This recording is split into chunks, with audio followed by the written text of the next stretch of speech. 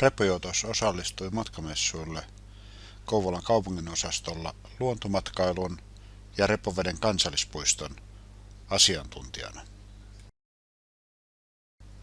Uudet ainutlaatuiset tuotteet, kuten pomo- ja tiimipäivät, kiinnostivat erittäin paljon.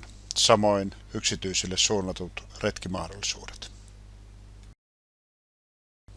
Messuilla kävi paljon vieraita, yli 70 000, ja oli hyvin tiivis tunnelma, kuten taustaäänistä kuuluu kohta alkavassa videossa.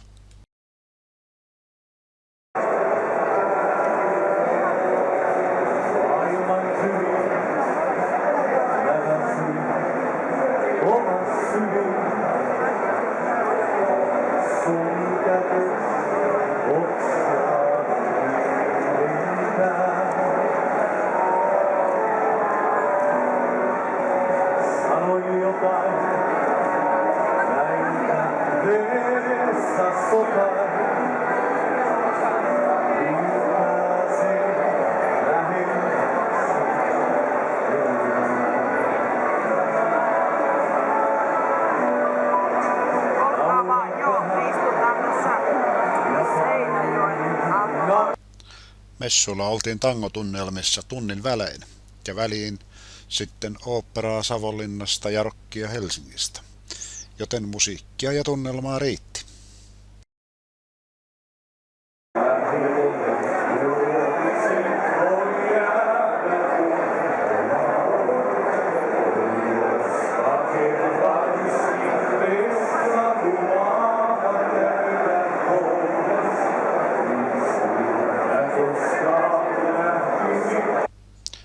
Tervetuloa Satumaahan Repoveden kansallispuistoon.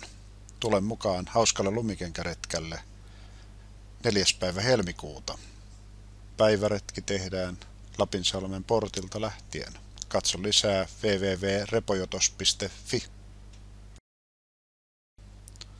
Kiitos vierailusta luonnomme messuilla.